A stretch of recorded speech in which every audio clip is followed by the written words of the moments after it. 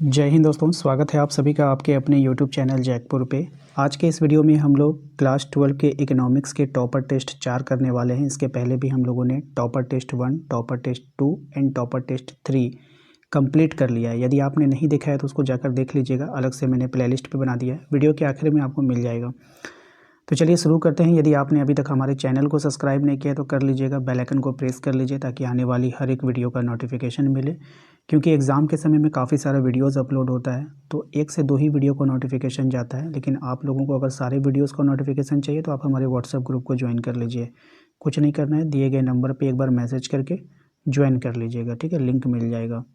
आइए सबसे पहले सवाल पे आते हैं। हमारा सबसे पहला सवाल है, राष्ट्रीय आय की गणना में दोहरी गणना से बचा जा सकता है क्योंकि। राष्ट्रीय आय की गणना में दोहरी गणना से बचा जा सकता है क्योंकि ऑप्शंस आपके पास है, आंकड़े गलत हो जाते हैं। ऑप्शन नंबर डी हो जाएगा इसका आंसर। क्वेश्चन नंबर आते हैं 2 पे। कह रहा है आपूर्ति के नियम किसने दिया है? मार्शल ने, किन्स ने, रिकार्डो ने, एडम स्मिथ ने। तो मार्शल ने। किसने दिया है? मार्शल ने दिया। ऑप्शन नंबर ए हो जाएगा। क्वेश्चन नंबर आते हैं 3 में। कह रहे हैं समष्टि अर्थशास्त्र अध्ययन करता है किसका?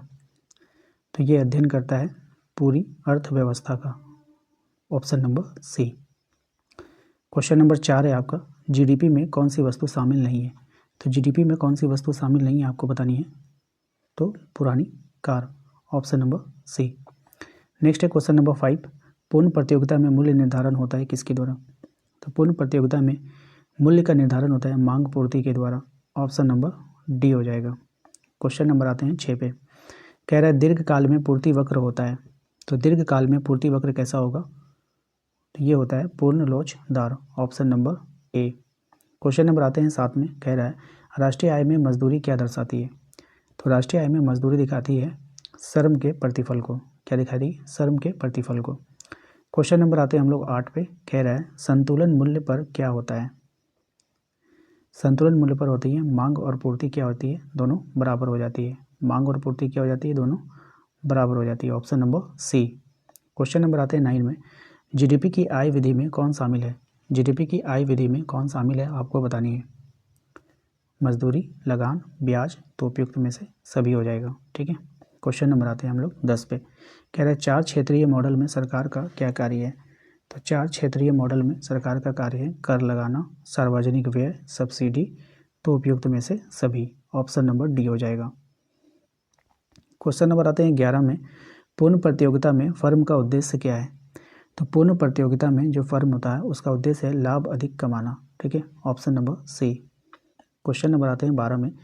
कह रहा है आपूर्ति वक्र किस कारण दाईं ओर खिसकता है? तो लागत घटने से ये दाईं ओर क्या होगा? खिसकेगा, ठीक है, ध्यान रखना है। क्वेश्चन नंबर आते हैं हम लोग 13 में। कह रहा है टीआर अधिकतम होगा जब एम आर बराबर क्या हो जाएगा? 0 हो जाएगा। Option number A. नेक्स्ट आते हैं अगले सवाल में। कह रहा है समष्टि अर्थशास्त्र का संबंध जो है वो किससे है?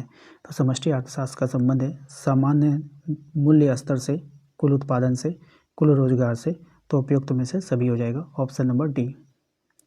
क्वेश्चन नंबर 15 पे आते हैं। कह रहा है पूर्ण प्रतियोगिता में ए आर वक्र होता है कैसा? तो पूर्ण प्रतियोगिता में जो ए आर वक्र होता है वो होता है आपका क्षैतिज। कैसा होता है? क्षैतिज होता है, ठीक है। आइए क्वेश्चन नंबर आते हैं 16 में। कह रहा है कि जीडीपी और जीएनपी में अंतर आपको बतानी है। तो जीडीपी और जीएनपी में जो अंतर होता है ये शुद्ध कारक आय का होता है, ठीक है। शुद्ध कारक आय जो है उसका अंतर कहलाता है। नेक्स्ट है आपका अल्पकाल में पूर्ति होती है किसकी? तो अल्पकाल में जो पूर्ति होती है लोचदार की होती है। किसकी होती है? लोचदार की होती है। क्वेश्चन नंबर आते हैं 18 में। कह रहा है आपसे राष्ट्रीय आय का सबसे बड़ा घटक क्या है? तो राष्ट्रीय आय का सबसे बड़ा जो घटक है वो है आपका मजदूरी। क्या है? मजदूरी है। क्वेश्चन नंबर आते हैं 19 में। कहा गया है कि संतुलन मूल्य से अधिक कीमत पर क्या होगा? संतुलन मूल्य से अधिक कीमत पर पूर्ति क्या हो जाती है? अधिक हो जाती है। ऑप्शन नंबर बी हो जाएगा। क्वेश्चन नंबर आते हैं 20 में। कह रहा है समष्टि अर्थशास्त्र के प्रवर्तक कौन है? तो समष्टि अर्थशास्त्र का जो प्रवर्तक है वो हो जाएगा आपका Keynes. Option number B. Next है आपका जीडीपी में कौन सी सेवा शामिल है? तो जीडीपी में जो सेवा शामिल है वो आपको बतानी है। तो ये हो जाएगा आपका शिक्षक की सेवा, ठीक है। Option number C. Question number आते हैं हम लोग 22 पे। आपूर्ति वक्र का ढलान धनात्मक क्यों होता है? तो आपूर्ति वक्र का जो ढलान धनात्मक होता है कीमत बढ़ती है, इसलिए धनात्मकता है। ठीक है, क्वेश्चन नंबर आते हैं हम लोग 23 में। कह रहा है आपसे 4 क्षेत्रीय मॉडल का अंतिम क्षेत्र क्या है।